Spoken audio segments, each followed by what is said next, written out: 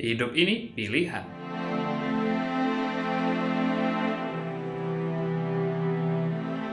Halo teman-teman, kembali lagi di Belajar Excel bersama Duta. Pada video kali ini, kita belajar membuat drop-down list. Sebelumnya, disclaimer dulu ya. Saya berlangganan Microsoft 365. Jadi, tampilan Excel yang saya gunakan bisa sedikit berbeda. Tapi dari fungsi tetap sama kok. Oke, lanjut.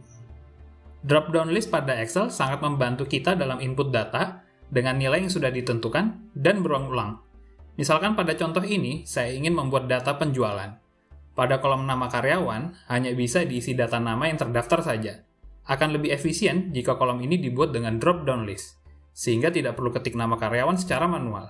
Sebelum membuat drop-down list, sangat disarankan kedua tabel, baik data karyawan maupun data penjualan, kita format as table.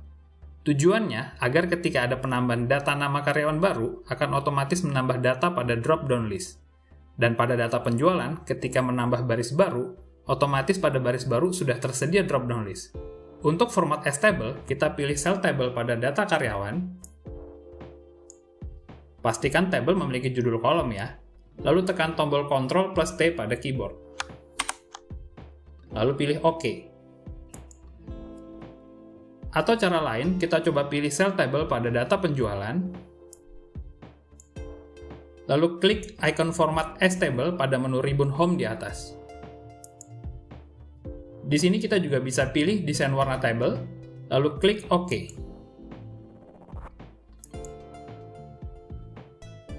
Untuk detail penjelasan format as table, bakal saya jelasin di video yang akan datang. Jangan lupa subscribe ya.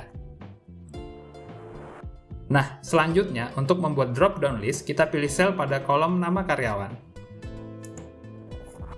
Lalu kita menuju ribbon data, lalu klik icon data validation. Pada tab setting, di bagian allow, kita pilih list. Beri centang ignore blank jika diperbolehkan data diisi kosong. Dan beri centang in cell dropdown agar muncul tombol dropdown pada sel. Lalu pada bagian source, kita ketik sama dengan, lalu kita pilih range cell untuk nama karyawan, seperti ini.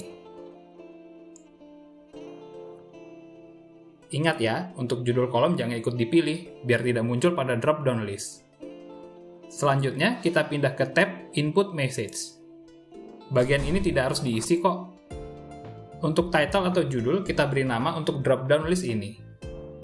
Misal, masukkan nama karyawan.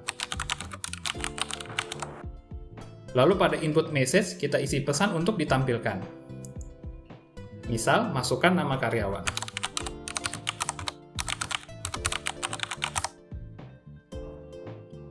Selanjutnya, kita ke tab error alert. Pada title, kita masukkan judul, misalkan error.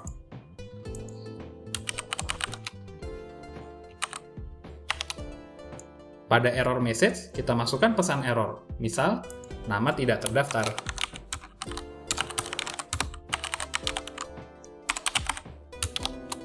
Jika sudah terisi semua, kita klik OK. Sekarang mari kita coba isi data penjualan. Pada sel nama karyawan, ada tombol drop down. Kita bisa klik, dan kita pilih nama karyawan. Nah, sekarang tidak perlu lagi mengetik nama karyawan. Dan karena tabel sudah diformat as table, jika kita isi baris baru di bawahnya, mulai dari kolom tanggal,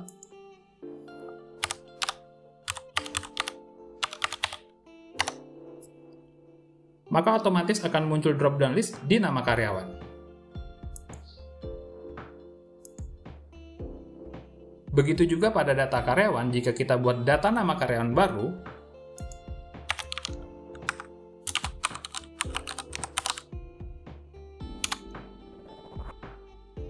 otomatis pada drop-down list pada data penjualan,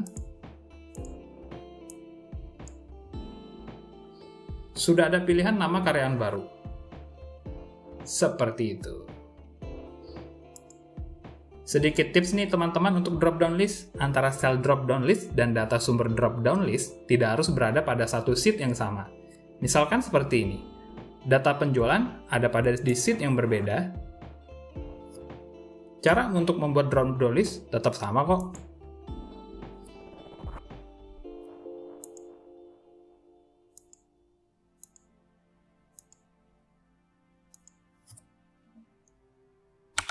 Hanya ketika kita pilih source, kita klik pada sheet tempat data berada.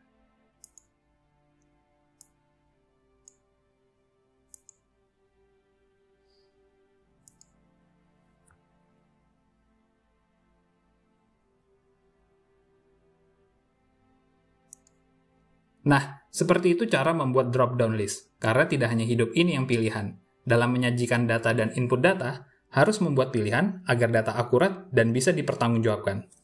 Oke, sekian dulu untuk video kali ini. Terima kasih telah menonton. Jangan lupa like video ini jika suka, dan jangan lupa subscribe supaya tidak ketinggalan video-video berikutnya. Sampai jumpa!